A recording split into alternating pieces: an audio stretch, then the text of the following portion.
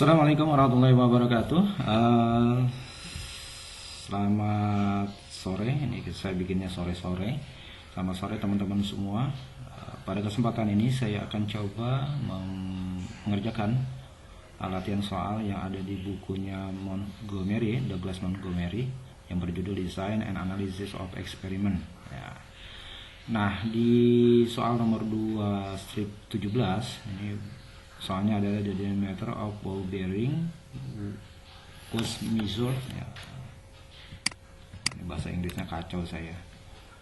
Pokoknya ini ada kelahar yang diukur oleh 12 inspektur atau orang yang mengukur, masing-masing menggunakan dua jenis kaliver. Kaliver itu jangka sorong mungkin ya.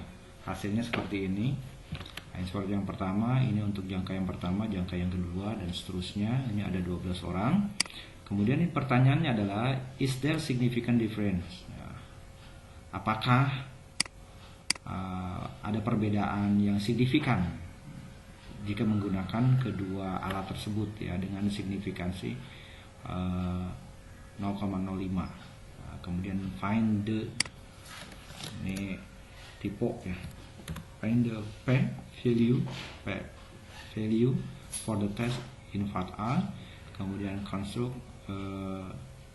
95% confidence interval. Ini tingkat kepercayaan ya, tingkat kepercayaan dari dua pengukuran tersebut. Nah, ini jangan pakai bahasa Inggris repot. Nah, ini pakai bahasa Indonesia aja nih. Saya udah terjemahkan melalui Google Translate. Diameter sebuah kelahar atau bearing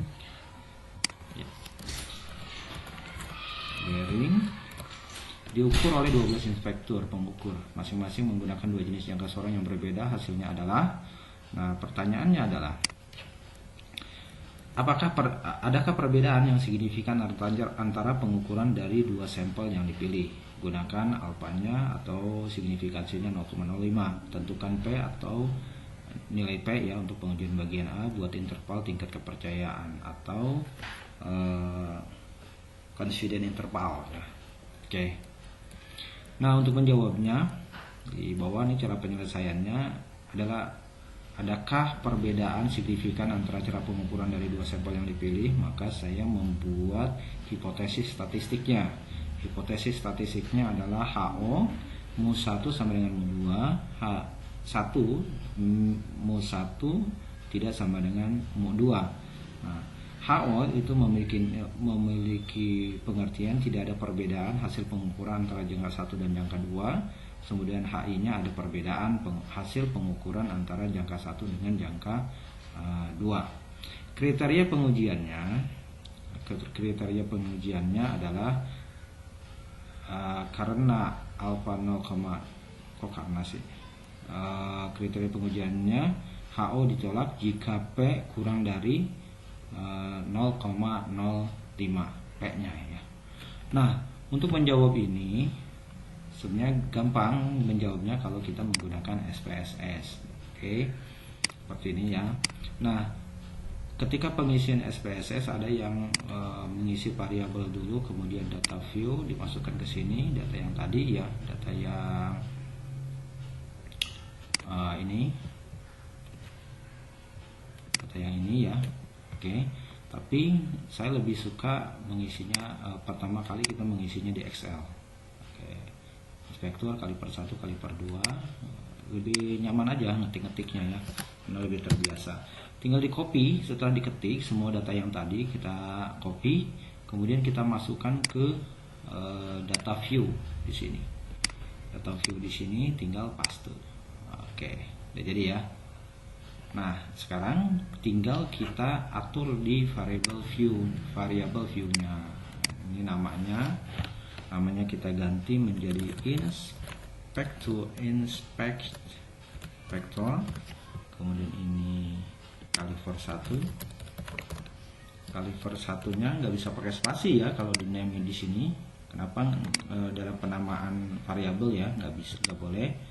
Nah, kemudian kaliver 2. Oke, gitu ya. Nah, tipenya numerik ini sudah, ini string aja juga nggak apa-apa karena nggak memiliki makna ya angka di situ.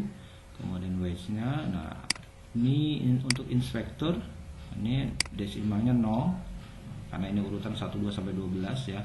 Nah, kalau ini kita menggunakan desimalnya 3.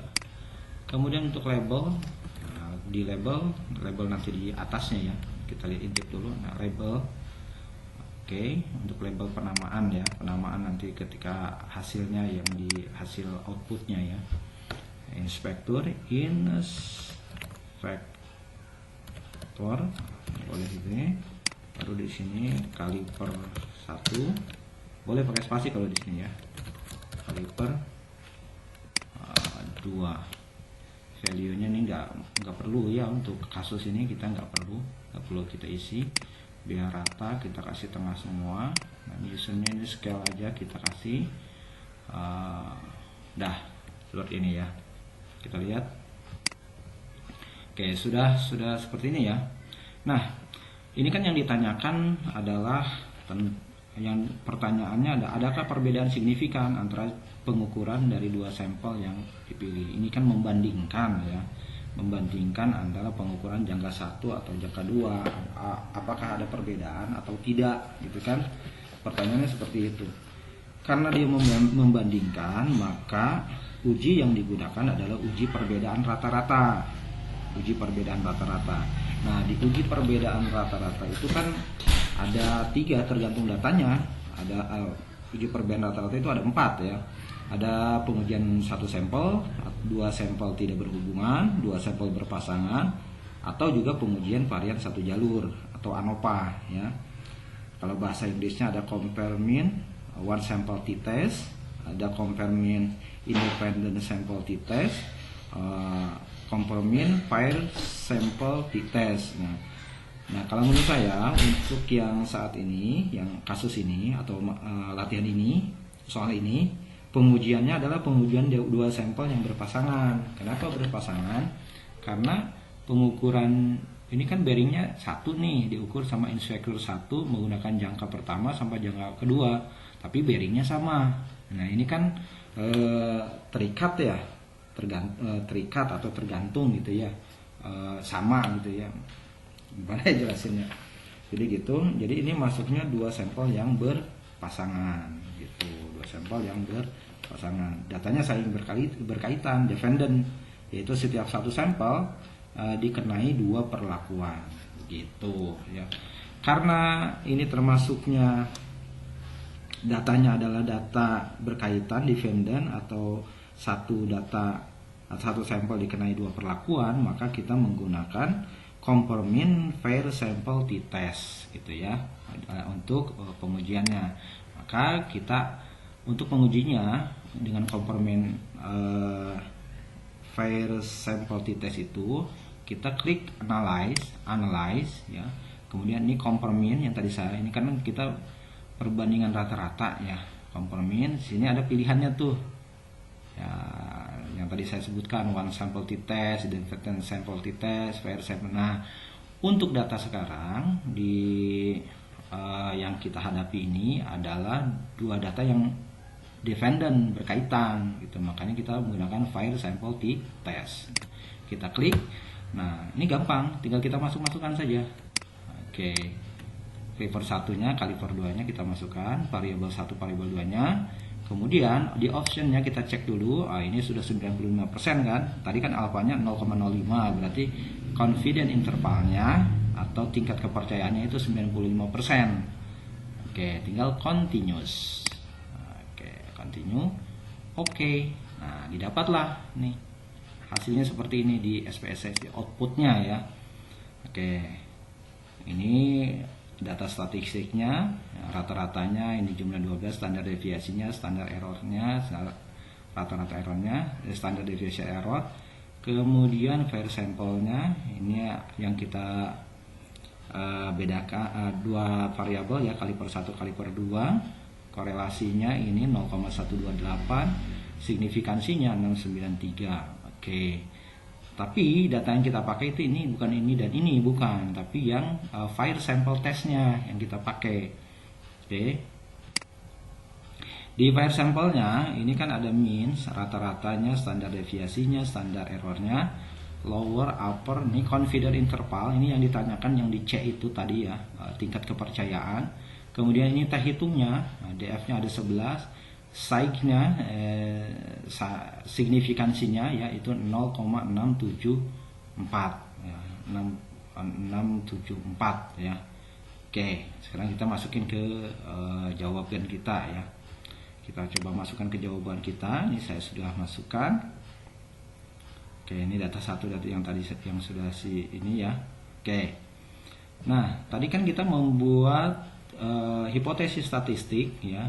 Kriteria pengujiannya dengan karena alfa maka HO ditolak jika P kurang dari 0,05. Nah, sedangkan ini P-nya, P itu adalah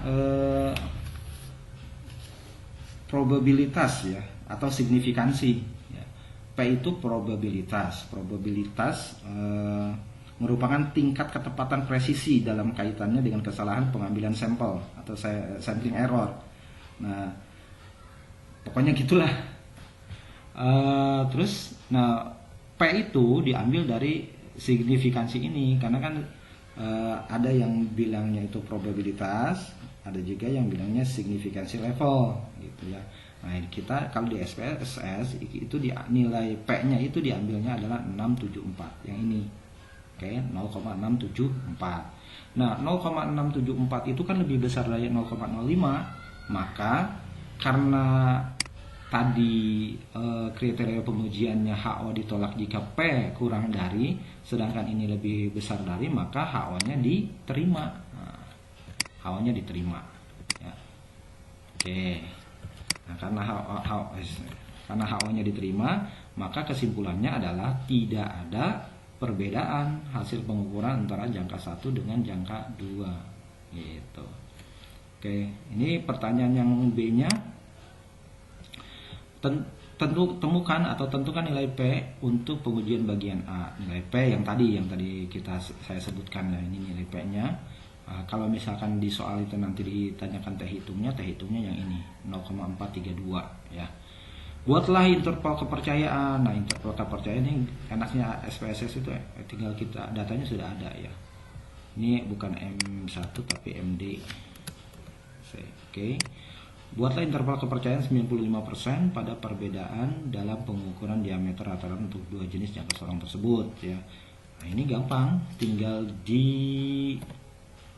masukkan saja ininya, lowersnya. Oke, taruh di sini, kemudian uppernya taruh di sini. Ini yang bawah, ini yang atasnya gitu. Jadi ini interval kepercayaannya. Jadi seperti itu teman-teman semua, mudah-mudahan ini bisa membantu. Ini untuk nomor 2/17. Mudah-mudahan membantu. Kurang lebihnya mohon maaf. Assalamualaikum warahmatullahi wabarakatuh.